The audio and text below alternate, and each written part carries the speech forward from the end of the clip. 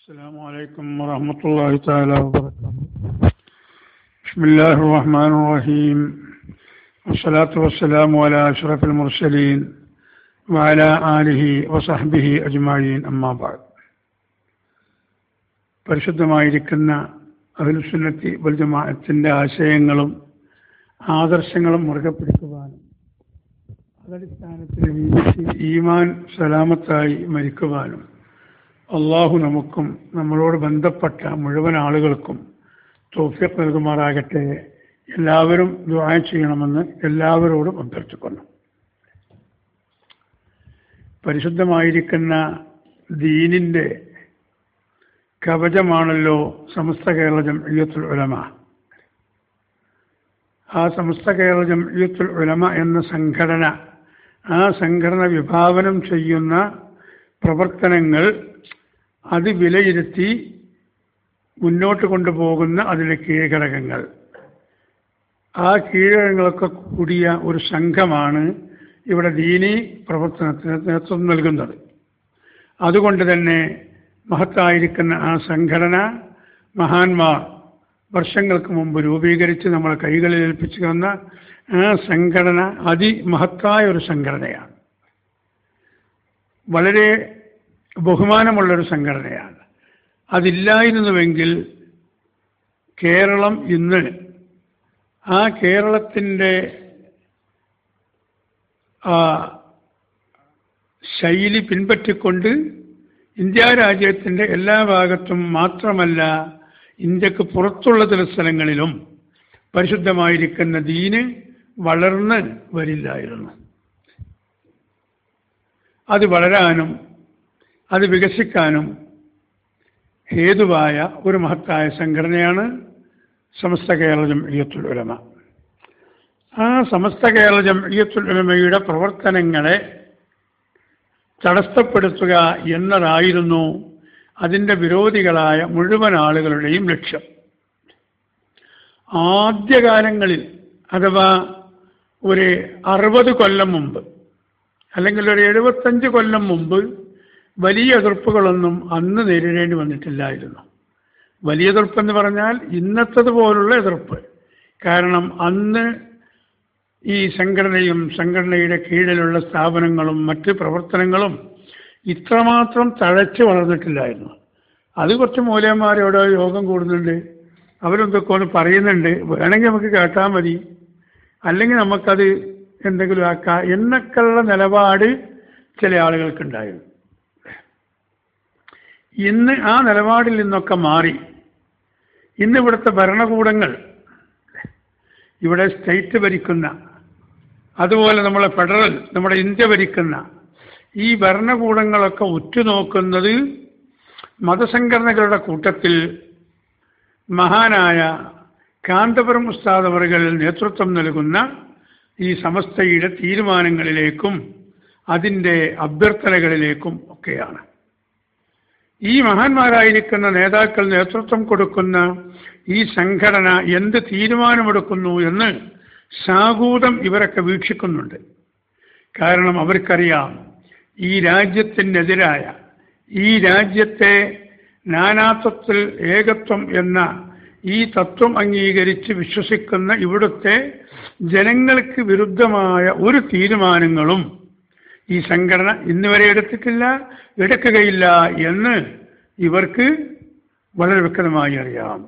ഞാനിത് പറയുമ്പോൾ ഏകദേശം ഒരു 10, 25, 28, 30 കൊല്ലം മുമ്പ്, ഇല്ലേ, 1983, 84 കാലങ്ങളിൽ ഇവിടെ മുസ്ലിമീങ്ങളുടെ പേരിലുള്ളൊരു കക്ഷി അവരുടെ ഒരു മുദ്രാവാക്യം മുഴക്കി, ഇന്ത്യയുടെ വിജയം ഇസ്ലാമിലൂടെ എന്ന്. വളരെ ഗൗരവമേറിയ ഒരു മുദ്രാവാക്യമായിരുന്നു അത്. മുസ്ലിമീങ്ങളാണ് അവർ പേരിന്, പുത്തൻവാദികളാണ്. ജമാഅത്തോ മുജാഹിദോ തബ്ലീഗോ ഖാദിയാനി എല്ലാം കൂടി കൂടിയതാണ്. സുന്നികളല്ലാത്തവരൊക്കെ എല്ലാവരും കണക്കാണ്. സുന്നികളല്ലാത്ത മറ്റേത് വിഭാഗവും ഒരുപോലെയാണ്. പേരതിനെന്തിട്ടാലും. അരി കൊണ്ട് തന്നെയാണ് കഞ്ഞിയും വെക്കുന്നത്, അരി കൊണ്ട് തന്നെയാണ് ചോറും വെക്കുന്നത്, അരി കൊണ്ട് തന്നെയാണ് ഇളക്കച്ചോറും വെക്കുന്നത്, അരി കൊണ്ട് തന്നെയാണ് കബ്സ വെക്കുന്നത് അരി കൊണ്ട് തന്നെയാണ്, ബിരിയാണി വെക്കുന്നത്, നെയ്ച്ചോറ് വെക്കുന്നത്, അല്ലേ? അരി തന്നെയാണ് പുട്ട് ചുടുന്നത്, വെള്ളപ്പം ചുടുന്നത്, അങ്ങനെ പലതും ഉണ്ടാക്കുന്ന ഏതാണ്? സാധനം ഒന്നാണ്, പേര് വേറെ പറയായിരുന്നു.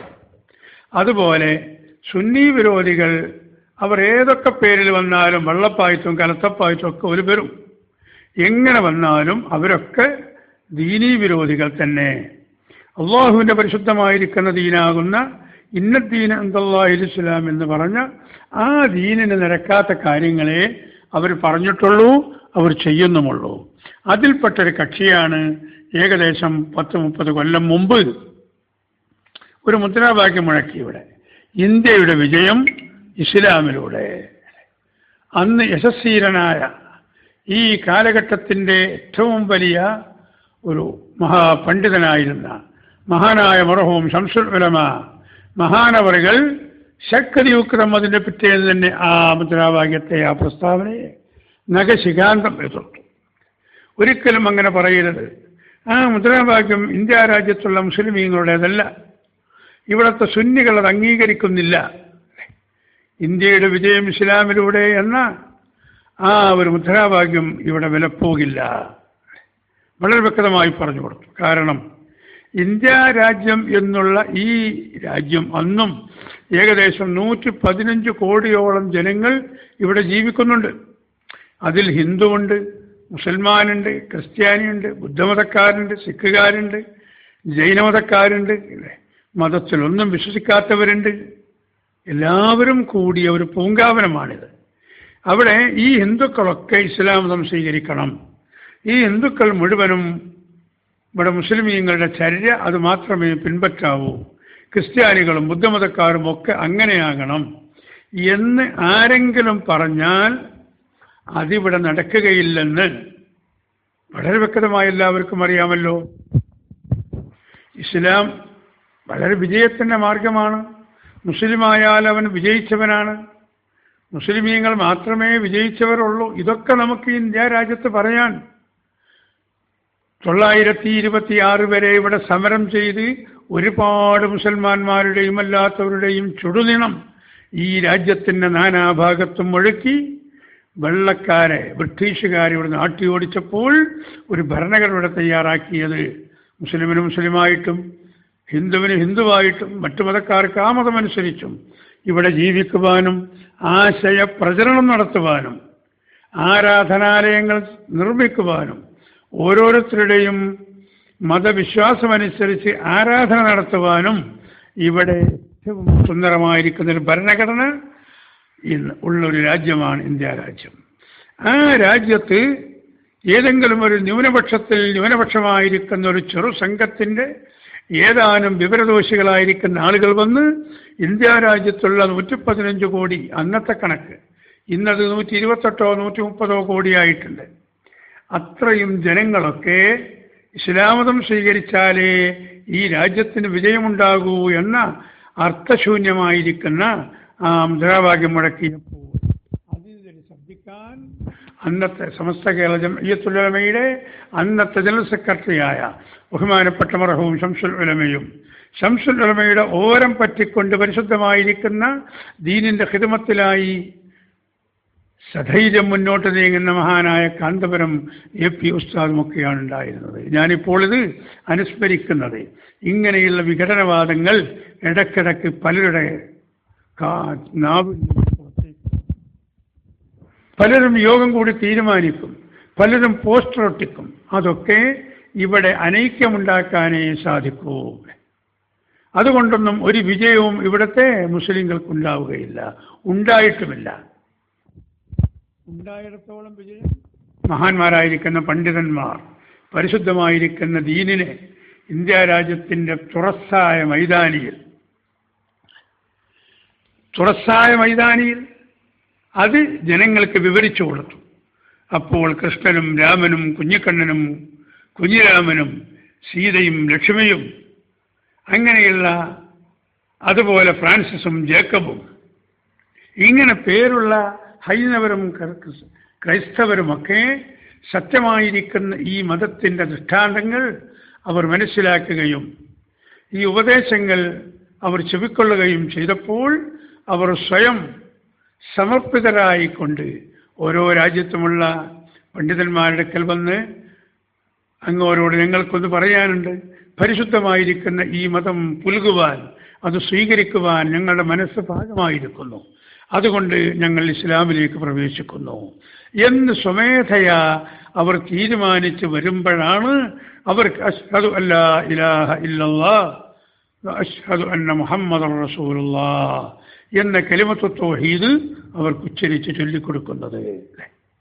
അതിൻ്റെ മുമ്പ് ഭൂരിപക്ഷം മുസ്ലിമീങ്ങൾ താമസിക്കുന്ന നാട്ടിൽ ഏതാനും ഹിന്ദുക്കൾ അല്ലെങ്കിൽ അന്യമതക്കാരുണ്ടെങ്കിൽ ഒരു കാരണവശാലും അവരെ ലാ ഇക്റാഹ ഫിദ്ദീൻ, നിർബന്ധപൂർവം അവരെ ഈ മതത്തിലേക്ക് കൊണ്ടുവരാൻ പാടില്ല. നിങ്ങൾക്കിവിടെ താമസിക്കണോ, നിങ്ങൾക്ക് വെള്ളം നൽകണോ, നിങ്ങൾക്ക് മറ്റെന്തെങ്കിലും സൗകര്യം ഞങ്ങൾ നൽകണോ, നിങ്ങൾ മുസ്ലിമായാലേ നിങ്ങൾക്ക് നൽകുകയുള്ളൂ എന്ന നിർബന്ധ ബുദ്ധി ഒരാളോടും പറയാൻ പാടില്ല. അതാണ് ഇസ്ലാമിൻ്റെ തത്വം. അതാണ് പരിശുദ്ധ ഖുർആൻ പഠിപ്പിച്ചത്, ലാ ഇക്റാഹ ഫിദ്ദീൻ. അങ്ങനെ ഒരു നിർബന്ധിത അവസ്ഥ ഇസ്ലാമിലില്ല. അങ്ങനെ നിർബന്ധിച്ച് ചേരുന്നവൻ അവൻ യഥാർത്ഥ മുസ്ലിം ആവുകയുമില്ല.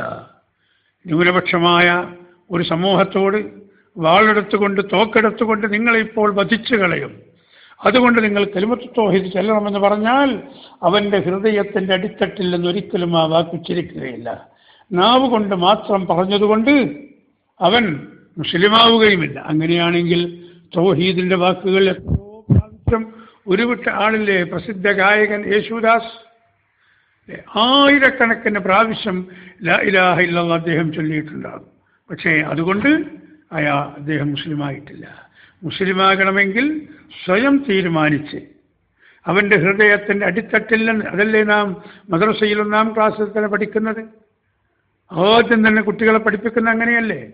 കലിമത്തു തൗഹീദാകുന്ന ആ വാക്ക് അത് മനസ്സിൽ ഉറപ്പിച്ച് നാവ് കൊണ്ട് വെളിവാക്കി പറയുകയാണ്. മനസ്സിൽ ഉറപ്പിക്കാതെ നാവ് കൊണ്ട് വെളിവാക്കി പറഞ്ഞാൽ അവൻ്റെ ഇസ്ലാം സ്വീകരിക്കപ്പെടുകയില്ല. മനസ്സിൽ ഉറപ്പിച്ച് തന്നെ നാവ് കൊണ്ട് വെളിവാക്കി പറയണം. ഇതാണ് ഇസ്ലാമിൻ്റെ വ്യവസ്ഥ. ഈ വ്യവസ്ഥ അംഗീകരിച്ച് ജീവിക്കുന്ന ഒരേ ഒരു കക്ഷി അത് അഹ്ലുസുന്നത്തി വൽ ജമാഅത്ത് മാത്രമാണ്. മറ്റുള്ളവർക്ക് ഇപ്പോൾ ഇതിൻ്റെ ഇടയ്ക്ക് വാട്സപ്പിൽ ഇങ്ങനെ സോഷ്യൽ മീഡിയയിൽ കണ്ടിരുന്നു, നമ്മുടെ കേരളത്തിലൊരു മന്ത്രി കടന്നപ്പള്ളി രാമചന്ദ്രൻ വഹാബി മൗദൂദികളുടെ ഏറ്റവും പള്ളിയിൽ അവിടെ പോയി പെരുന്നാൾ പ്രഭാഷണം ഖുത്ബ, ഒരു ഖുത്ബ എന്ന് പറഞ്ഞാൽ പ്രസംഗമാണല്ലോ, പള്ളിയിൽ കയറിയെന്ന് ഖുത്ബ നടത്തുന്നത്. എന്നിട്ട് നിസ്കരിക്കാൻ നിൽക്കുന്ന ഇടത്തിലുണ്ട് ജമാഅത്തോ മുജാഹിദോ വഹാബിയോ ഒക്കെ അപ്പുറത്തും ഇപ്പുറത്തൊക്കെ ഒന്ന് ഇയാൾ അതിൻ്റെ അടുത്ത് നിൽക്കുന്നതും കണ്ടിരുന്നു. അവർക്കതൊക്കെ നടക്കും. കാരണം ജമാഅത്തെ ഇസ്ലാമിയുടേത് ഇസ്ലാമല്ല, മുജാഹിദിൻ്റേത് ഇസ്ലാമല്ല, തബ്ലീഗുകാരുടേത് ഇസ്ലാമല്ല, ഖാദിയാനികളുടേത് ഇസ്ലാമല്ല. അതൊന്നും ഇസ്ലാമെന്ന് അവകാശപ്പെടാൻ നിവൃത്തിയില്ല. പിന്നെ എല്ലാ മതങ്ങൾക്കും ഇവിടെ പ്രചരിപ്പിക്കുവാനും പ്രവർത്തിക്കുവാനും സ്വാതന്ത്ര്യമുള്ളത് കൊണ്ട് നാം അവരെ കൊള്ളെ കടന്നുകയറ്റം നടത്തേണ്ടതുമില്ല. അവരുടെ ഇഷ്ടമനുസരിച്ച് അവർ പ്രവർത്തിക്കട്ടെ, അവർ മുന്നോട്ട് പോകട്ടെ. അവർ ഉന്നയിക്കുന്ന അബദ്ധജടിലങ്ങളായിരിക്കുന്ന വാദങ്ങളെ ഖണ്ഡിക്കുകയും യഥാർത്ഥമായിരിക്കുന്ന ശരിയായിരിക്കുന്ന മാർഗം ജനങ്ങൾക്ക് കാണിച്ചു കൊടുക്കുകയും ചെയ്യുക എന്നതാണ് സമസ്ത കേരള ജംഇയ്യത്തുൽ ഉലമയുടെ ദൗത്യം. ആ ദൗത്യമാണ് ഏകദേശം 90 വർഷത്തിലധികമായി നമ്മുടെ ഈ രാജ്യത്ത് ആലിമീങ്ങൾ പ്രവർത്തിച്ചു കൊണ്ടിരിക്കുന്നത്. ആ പ്രവർത്തനത്തിൻ്റെ ഫലമാണിത്. കേരളത്തിൻ്റെ പുറത്ത് ഇന്ത്യ രാജ്യത്തിൻ്റെ വിവിധ ഭാഗങ്ങളിലേക്കും ഇന്ത്യ രാജ്യത്തിൻ്റെ പുറത്തും പല ഭാഗങ്ങളിലേക്കും ഇത് വ്യാപകമാകുവാൻ കാരണം. അതുകൊണ്ട് സമസ്ത കേരള ജംഇയ്യത്തുൽ ഉലമ എന്ന് പറയുന്ന ആ സംഘടന അതൊരു ചെറിയ സംഘടനയായി ആരും അതിനെ വിലയിരുത്തരുത്. അത് വലിയ മഹത്തായൊരു സംഘടനയാണ്. അതിൻ്റെ പ്രവർത്തനം സുസജ്ജമായി നമ്മുടെ നാട്ടിൽ സുശക്തമായി അത് നടക്കുക തന്നെ വേണം. അതിന് നാം എല്ലാവരും പരിപൂർണമായി ആലിമീങ്ങളോട്, നേതാക്കളോട്, സംഘടനയോട്, ആ സംഘ കുടുംബത്തോട് സഹകരിക്കുക തന്നെ വേണമെന്ന് സാന്ദർഭികമായി നിങ്ങളുടെ ശ്രദ്ധയിൽ ഞാൻ പെടുത്തുന്നു.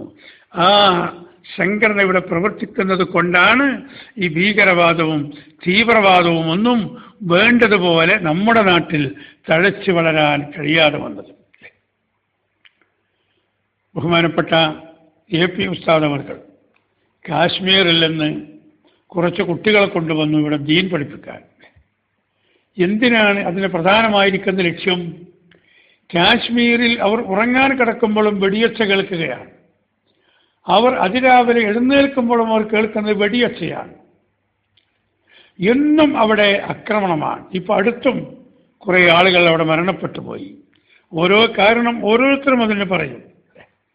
നാട്ടുകാരൊരു കാരണം പറയും, അവിടുത്തെ മിലിറ്ററി മറ്റൊരു കാരണം പറയും, ഇന്ത്യ ഭരിക്കുന്ന ഗവൺമെൻറ് വേറൊരു കാരണം പറയും, സ്റ്റേറ്റ് ഭരിക്കുന്ന ആ ഗവൺമെൻറ് മറ്റൊരു കാരണം പറയും. ആരൊക്കെ ഏതൊക്കെ കാരണങ്ങൾ പറഞ്ഞാലും അവിടെ നിരവധി ആളുകളാണ് അനാവശ്യമായി മരണപ്പെട്ടു പോകുന്നത്, തോക്കിനും കത്തിക്കും അക്രമത്തിനുമൊക്കെ ഇരയാകുന്നത്. ഇത് ബഹുമാനപ്പെട്ട AP ഉസ്താദ് അവർ ശ്രദ്ധിച്ചു, അതിനെക്കുറിച്ച് പഠിച്ചു. ഇവിടെ ഇരുന്നല്ല പഠിച്ചത്, അവിടെ തന്നെ പോയി ആളുകളനുസരിച്ച് പറഞ്ഞയച്ച് അവിടുത്തെ സാഹചര്യങ്ങൾ പഠിച്ച് മനസ്സിലാക്കിയപ്പോൾ അതിൽ നിന്നും കിട്ടിയ പാഠം അവിടെ ദീനിയായിരിക്കുന്ന വിവരമില്ലാത്തതിൻ്റെ പേരിലാണ് ഈ അക്രമങ്ങൾക്ക് അവിടെ ഇത്രയധികം മുൻതൂക്കം കിട്ടുന്നത്. ഭീകരവാദികൾ മറ്റു രാജ്യത്തിൽ നിന്ന് നുഴഞ്ഞു കയറിയവരും അവിടെ തന്നെ വളർന്നു വന്നവരുമായിരിക്കുന്ന തീവ്രവാദികളും ഭീകരവാദികളും ഇസ്ലാമിക വിജ്ഞാനം കുറഞ്ഞ ചെറുപ്പക്കാരെ അവർ വിളിച്ച് ഏതെങ്കിലും മലമടക്കുകളിൽ കൊണ്ടുപോയി അവർക്ക് ഇസ്ലാമിൻ്റെ ആശയമാണെന്ന് പറഞ്ഞ് ചില കാര്യങ്ങൾ അവരെ തലയിലേക്ക് അവർ കേട്ടുന്നു. അങ്ങനെ മസ്തിഷ്ക പ്രക്ഷാളനം നടത്തി ആ ചെറുപ്പക്കാരെ അവർ വശത്താക്കുന്നു. എന്നിട്ട് അവർക്ക് ചോദിക്കുന്ന ചോദ്യം, നിന്റെ സഹോദരിയെ അവർ പരസ്യമായി മാനഭംഗം ചെയ്തില്ലേ, ബലാത്സംഗം ചെയ്തില്ലേ, നിന്റെ മകനെ നിന്റെ മുന്നിൽ വെച്ച് അവർ കൊലപ്പെടുത്തിയില്ലേ, നിന്റെ ഉമ്മയെ അവർ നിഷ്ഠൂരം വധിച്ചില്ലേ, നിന്റെ ബാപ്പയെ പിടിച്ചു കൊണ്ടുപോയില്ലേ? ഇങ്ങനെയൊക്കെ പറയുമ്പോൾ ഒരു വൈകാരികമായിരിക്കുന്നൊരു ചിന്താഗതി ഈ ചെറുപ്പക്കാരിൽ വരികയും, അതുകൊണ്ട് നീ ഷൂട്ടിംഗ് പഠിക്കണം, വെടിവെച്ച് പഠിക്കണം, നമുക്ക് ഈ മലമടക്കുകളിൽ ഒളിച്ചിരിക്കാം, മിലിറ്ററി ഇവിടെ റോന്ത് ചുറ്റുമ്പോൾ അവരെ നമുക്ക് വെടിവെക്കണം, എന്നിട്ട് അവരെ കൊല്ലണം, പ്രതികാരം തീർക്കണം. ഈ ചെറുപ്പക്കാരുടെ മനസ്സിലേക്ക് ഇത് തുളഞ്ഞു കയറുകയാണ്. എന്തേ കാരണം? അവർക്ക് ദീനിയായ വിദ്യാഭ്യാസമില്ലാത്തത് കൊണ്ട്. തൻ്റെ പിതാവിനെ പിടിച്ചുകൊണ്ടുപോയതിൻ്റെ പേരിൽ, തൻ്റെ മാതാവിനെയോ മക്കളെയോ നിഷ്ഠൂരമായി വധിച്ചതിൻ്റെ പേരിൽ സംഗതി അങ്ങനെയൊക്കെ നടന്നിരിക്കാം. എന്നാൽ അതിന് പകരം മറ്റൊരു പട്ടാളക്കാരനെയോ അല്ലെങ്കിൽ അവിടെ ടൂറിസ്റ്റുകളായി വന്ന മറ്റേതെങ്കിലും ആളുകളെയോ അല്ലെങ്കിൽ മറ്റ് ജനവിഭാഗത്തെയോ കൊന്നതുകൊണ്ട്, അവരെ വെടിവെച്ചിട്ടതുകൊണ്ട് ഇവൻ്റെ ഉപ്പ തിരിച്ചു വരുമോ, ഇവൻ്റെ മകൻ തിരിച്ചു വരുമോ, ഈ കൊല്ലൽ കൊണ്ട് ഇവൻ എന്ത് നേട്ടം കിട്ടുന്നു? ഇസ്ലാം പഠിപ്പിക്കുന്നത് ഒരിക്കലും അങ്ങനെ ചെയ്യരുത് എന്നാണ്. അങ്ങനെ ചെയ്യരുതെന്ന് പഠിപ്പിക്കുന്ന ദീനിൻ്റെ ചിട്ടകൾ അവിടെയുള്ള ചെറുപ്പക്കാർ പഠിച്ചില്ല. അതുകൊണ്ട് ഈ തീവ്രവാദത്തിലേക്ക്, ഭീകരവാദത്തിലേക്ക് അവിടെയുള്ള ചെറുപ്പക്കാരെ റിക്രൂട്ട് ചെയ്യുന്നു. ഇത് മനസ്സിലാക്കിയ ബഹുമാനപ്പെട്ട ദീർഘവീക്ഷണമുള്ള മഹാനായ പണ്ഡിതൻ കാന്തപുരം ഉസ്താദ് അവർകൾ അവിടുത്തെ ഗവൺമെൻറ്റുമായി ബന്ധപ്പെട്ട് അവിടുത്തെ മുഖ്യമന്ത്രിയുമായി ഇടപെട്ട് കാര്യങ്ങൾ സംസാരിച്ച്, ഞങ്ങൾ വളരെ പ്രയാസത്തിലും ബുദ്ധിമുട്ടിലുമൊക്കെയാണ്, ഇവിടെ തന്നെ ധാരാളം കുട്ടികളെ ഞങ്ങൾ പോറ്റുന്നുണ്ട്, അവർക്ക് വസ്ത്രം വേണം, അവർക്ക് ഭക്ഷണം വേണം, പഠനോപകരണങ്ങൾ വേണം, മറ്റു പലതും വേണം, ആ കൂട്ടത്തിൽ ഒരു 100 കുട്ടികളെ ഞങ്ങൾ അവിടെ പഠിപ്പിക്കാമെന്ന് അന്നത്തെ അവിടുത്തെ മുഖ്യമന്ത്രിയോട് ബഹുമാനപ്പെട്ട AP ഉസ്താദ് പറഞ്ഞപ്പോൾ എന്താണ് സംഭവിച്ചത്? നമുക്കതൊന്ന് പരിശോധിക്കാം. ബഹുമാനപ്പെട്ട AP ഉസ്താദ് അവർ റെക്കോർഡുകളൊക്കെ ശരിയാക്കി കേരളത്തിലേക്ക് മടങ്ങി. ഇങ്ങനെ നിശ്ചയിക്കപ്പെട്ട ദിവസം ആ കുട്ടികൾ സംതൃപ്തരായി, സുരക്ഷിതരായി, സന്തോഷത്തോടെ കോഴിക്കോട് റെയിൽവേ സ്റ്റേഷനിൽ വന്നിറങ്ങി. ഈ 2-3 വാക്ക് ഞാൻ പറഞ്ഞത് ഇതിൻ്റെ മറപിടിച്ചുകൊണ്ട് മറ്റ് രാജ്യങ്ങളിൽ നിന്ന് കുറച്ച് ആളുകൾ കുട്ടികളെ കൊണ്ടുവന്നിരുന്നു.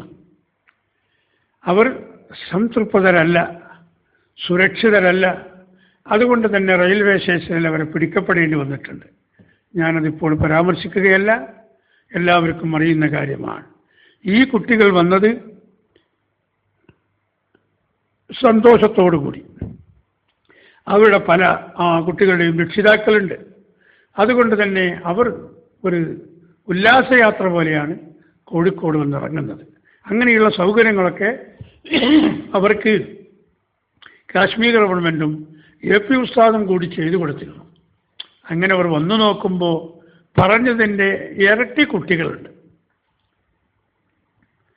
ഈ കുട്ടികളെ സെലക്ട് ചെയ്യുമ്പോൾ പല രക്ഷിതാക്കളും അപ്ലിക്കേഷൻ കൊടുത്ത് എൻ്റെ കുട്ടിയെയും എന്ന് പറഞ്ഞപ്പോൾ നേരത്തെ പറഞ്ഞ 100-ൽ നിന്നും അത് വർദ്ധിച്ചു പോയതാണ്. എന്നാലും AP ഉസ്താദ് അവർകൾ ഈ കുട്ടികളെ മടക്കി അയച്ചില്ല. മർക്കസിൻ്റെ പരിമിതിക്ക് വിധേയമാക്കിക്കൊണ്ട് തന്നെ അവരവിടെ താമസിപ്പിച്ചു. അവർക്ക് ഭക്ഷണം കൊടുത്തു, അവർക്ക് വസ്ത്രം കൊടുത്തു, അവർക്ക് മരുന്ന് കൊടുത്തു. അതിലുപരി അവർക്ക് ആത്മീയമായിരിക്കുന്ന വിജ്ഞാനം നൽകി.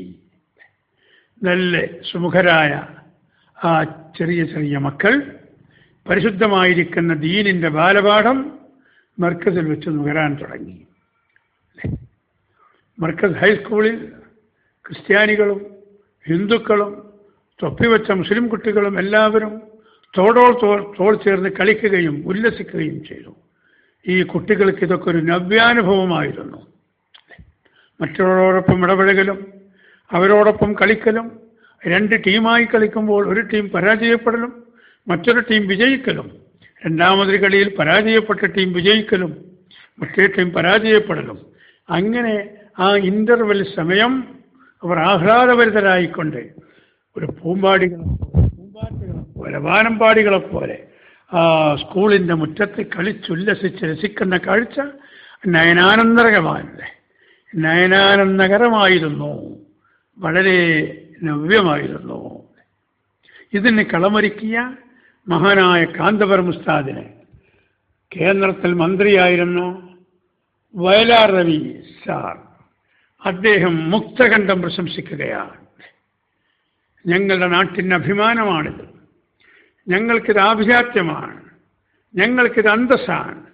അങ്ങകലെ തീവ്രവാദവും ഭീകരവാദവും മാത്രം കേട്ട് വളർന്ന് തഴമ്പിച്ച ഒരു നാട്ടിൽ നിന്നും ഒരുപാട് കുട്ടികളെ കൊണ്ടുവന്ന് മക്കളെ നിങ്ങൾ ഭീകരവാദികളും തീവ്രവാദികളും ആകരുത്. ഈ രാജ്യം അത് നമ്മുടെ രാജ്യമാണ്, ഇന്ത്യ രാജ്യം നമ്മുടെ രാജ്യമാണ്. ബ്രിട്ടീഷുകാർ വെച്ച ഒരു കെണിവലയാണ്. ആ കെണിവല ഇവിടെ ഈ രാജ്യമുള്ള കാലത്തോളം ചിലപ്പോൾ ഉണ്ടാകും. അത് വിവരമില്ലാത്ത ആളുകൾ അത് ഏറ്റെടുത്തുകൊണ്ട് ഈ രാജ്യത്തുള്ള നിരവധി പൗരന്മാർ പരസ്പരം അങ്ങോട്ടും ഇങ്ങോട്ടും കൊന്നൊടുക്കുകയും നിയമപാലകരെ നേരിടുന്നതിന് പേരിൽ അവരിൽ നിന്നുണ്ടാകുന്ന വെടിവെപ്പിലും മറ്റുമൊക്കെ ഒരുപാട് ആളുകൾ മരണപ്പെടുകയും ചെയ്യുന്ന ആ രാജ്യത്ത് നിന്ന് സാംസ്കാരികവും മതപരവുമായിരിക്കുന്ന കാര്യങ്ങൾ പഠിക്കാൻ കുറേ കുട്ടികൾ ഈ രാജ്യത്ത് വരിക എന്നത് അത് AP ഉസ്താദിൻ്റെ മാത്രം ഒരന്തസ്സല്ല, ഈ രാജ്യത്തുള്ള മുഴുവൻ ആളുകളുടെയും. അതിൽ ഹിന്ദുവുണ്ട്, ക്രിസ്ത്യാനിയുണ്ട്, ഇവിടുത്തെ പണക്കാരനുണ്ട്, പാവപ്പെട്ടവരുണ്ട്, എല്ലാ വിഭാഗം ആളുകളുമുണ്ട്. അവർക്ക് അഭിമാനിക്കാൻ കഴിയുമെന്ന് ഇന്ന് കേന്ദ്രമന്ത്രിസഭയിലുണ്ടായിരുന്ന പ്രമുഖനായിരിക്കുന്ന നമ്മുടെ നാട്ടുകാരനായ മന്ത്രി ശ്രീമാൻ വയലാർ രവി സാർ അവർ ഒരു സർട്ടിഫിക്കറ്റ് കൊടുത്തെങ്കിൽ, അതുപോലെ കേരളക്കാരനും മഹാരാഷ്ട്രയിലെ ഗവർണറുമായിരുന്ന ശങ്കരനാരായണൻ എന്ന് പറയുന്ന ഒരു അമുസ്ലിം സഹോദരൻ ഈ AP ഉസ്താദിൻ്റെ പ്രവർത്തനങ്ങൾക്ക് ഏറ്റവും വലിയ ഗുഡ് സർട്ടിഫിക്കറ്റ് കൊടുത്തെങ്കിൽ, അവരാരും ഷഹാദത്ത് കലിമ ചൊല്ലിക്കൊണ്ടല്ല കാന്തപുരം ഉസ്താദിനെ അംഗീകരിച്ചത്. കാന്തപുരം ഉസ്താദിൻ്റെ പ്രവർത്തന വൈഭവം ഒന്നുകൊണ്ട് മാത്രമായിരുന്നു. ആ കാന്തപുരം ഉസ്താദും സംഘവും നയിക്കുന്ന സംഘടനയാണ് സമസ്ത കേരള ജംഇയ്യത്തുൽ ഉലമ. മറ്റാരെങ്കിലും സമസ്തയുടെ പേര് പറഞ്ഞ് നടക്കുന്നുണ്ടെങ്കിൽ തന്നെ അവരെ നമുക്ക് ബേസിലിടാം, അവരെ ഈ ഗ്രൗണ്ടിൻ്റെ പുറത്തേക്ക് ഒഴിവാക്കാം. അവരുമായി നമുക്ക് ചർച്ചയില്ല. കാരണം അവരുടെ പറച്ചിലിലേ സമസ്തയുള്ളൂ, ആദർശമില്ല, ആശയം ഇല്ല. ഏതൊരാശയത്തിന് വേണ്ടി സ്ഥാപിച്ചോ ആ ആശയം അതിനെ നശിപ്പിക്കാനേ അവർ ഒരുങ്ങുന്നുള്ളൂ. അത് നോമ്പോറ സമൂഹമാണെങ്കിലും അല്ലെങ്കിൽ മറ്റേതെങ്കിലും ഭീകരവാദത്തിനെതിരെയുള്ള കൂട്ടായ്മയാണെങ്കിലും അവരതിൽ ഒരുമിച്ച് കൂടും. നമുക്കെല്ലാവർക്കും ഒരുമിച്ച് കൂടണം. ആരൊക്കെ കൂടുന്നത്?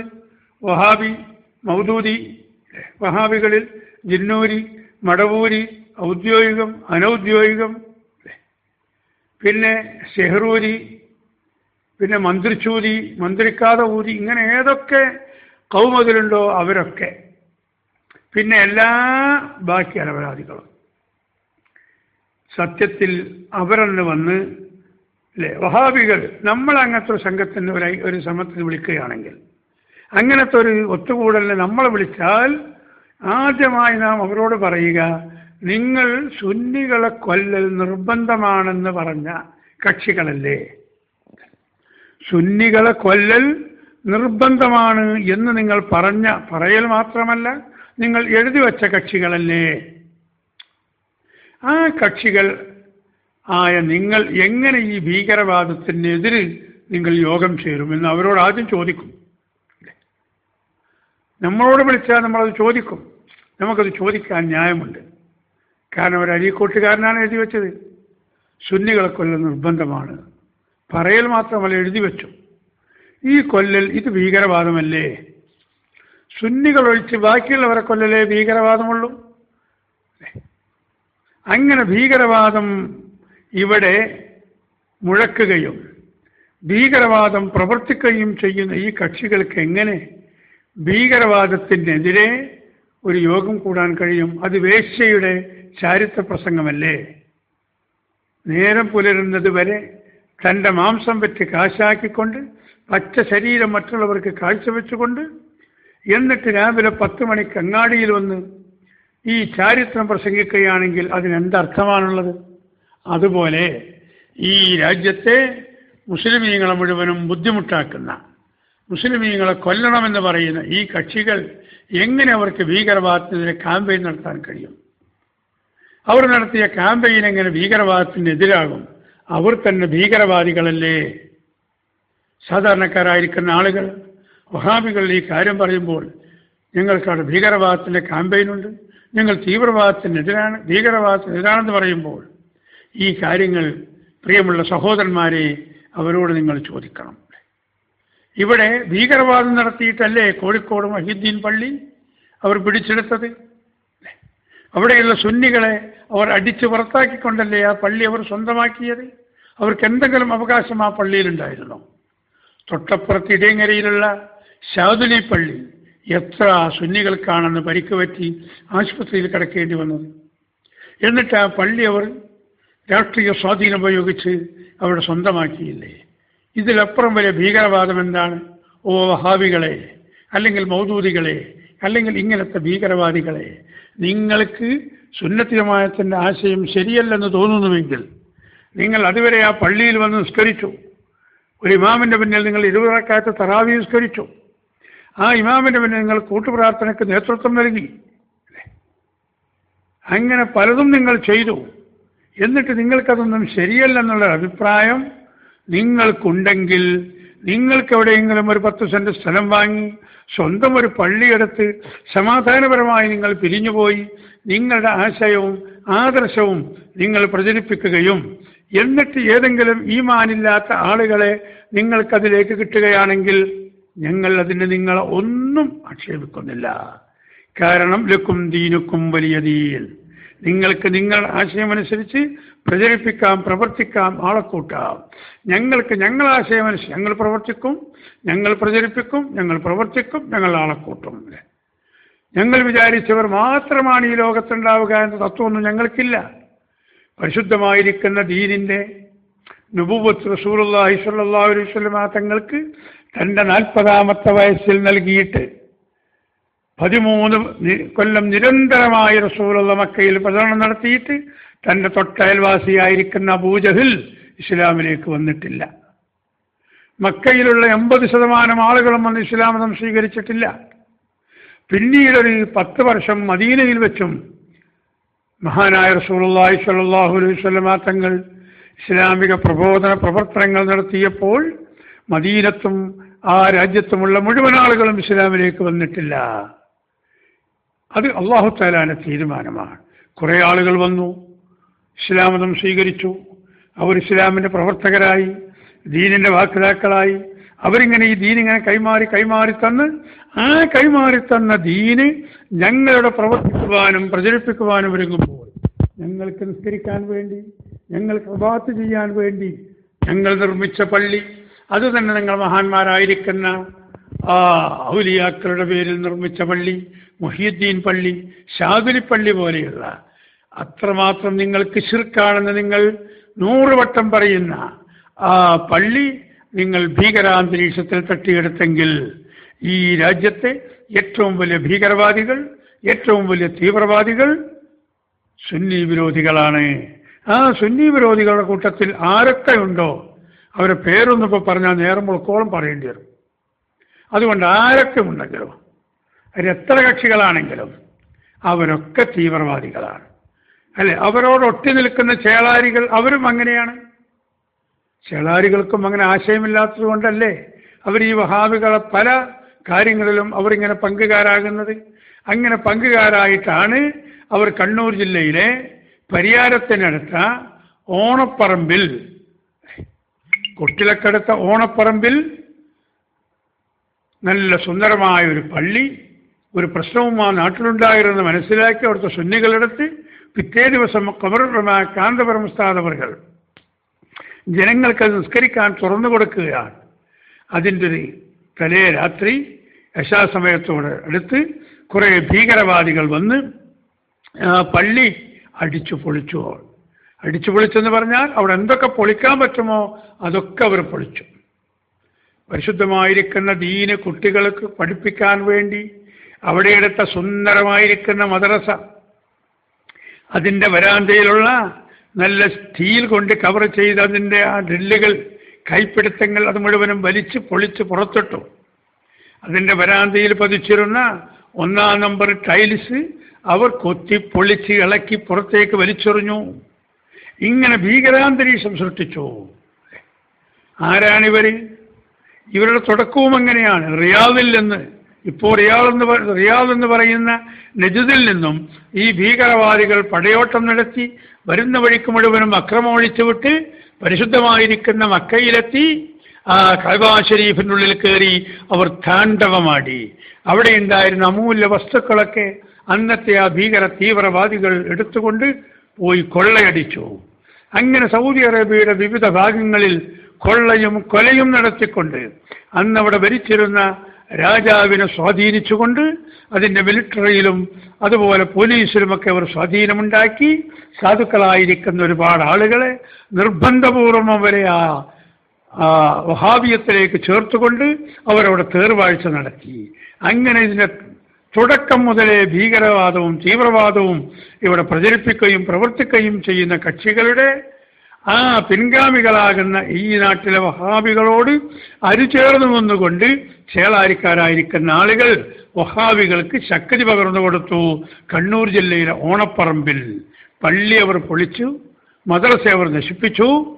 എന്നിട്ട് അവർക്ക് പിന്നെയും അരിശം തീരാഞ്ഞിട്ട് അവരുടേതെന്ന് അവകാശപ്പെടുന്ന ആ നാട്ടിലുള്ള മുഴുവൻ സുന്നികളുടേതുമായ മദ്രസ അവർ തീ കൊടുത്ത് നശിപ്പിച്ചു, കത്തിച്ചു കളഞ്ഞു. ആ മദ്രസ തീ കത്തിക്കാൻ അവർ ഉപയോഗപ്പെടുത്തിയത് പരിശുദ്ധമായിരിക്കുന്ന അല്ലാഹുവിൻ്റെ കലാമാകുന്ന ഫുർഖാനുൽ അളീമിനെയാണ്. ഇത്രത്തോളം ഭീകരവും തീവ്രവും ആയ പ്രവർത്തനങ്ങൾ നടത്തുന്ന കക്ഷികൾ ഏതെങ്കിലും ഒരു മൂലക്ക് ഒരു റൂമിൻ്റെ ഉള്ളിൽ, ഒരു ഓഫീസിനുള്ളിൽ യോഗം ചേർന്നുകൊണ്ട് ഞങ്ങൾ തീവ്രവാദത്തിന് ഭീകരവാദത്തിനെതിരാണെന്ന് പറയുന്നത് അത് വേശ്യ ചാരിത്രം പ്രസംഗത്തിന് തുല്യമാണെന്ന് പ്രിയമുള്ള സഹോദരന്മാരെ ഞാനും നിങ്ങൾ മനസ്സിലാക്കണം. അങ്ങനത്തെ കക്ഷികൾ പ്രവർത്തിച്ചു കൊണ്ടിരിക്കുന്ന സമയത്താണ് സുന്നത്ത് ജമാഅത്തിന്റെ പ്രവർത്തകരായ നാം ഇവിടെ പ്രവർത്തിച്ചു കൊണ്ടിരിക്കുന്നത്. നമുക്കിവിടെ നേതൃത്വം നൽകുന്നത് സമസ്ത കേരള ജംഇയ്യത്തുൽ ഉലമയാണ്. ആ സമസ്തയെക്കുറിച്ച് പഠിക്കണം. ഇൻഷാ അള്ളാഹ് ആ ഭാഗം ഇന്ന് സംസാരിക്കാൻ സമയം കിട്ടിയിട്ടില്ല.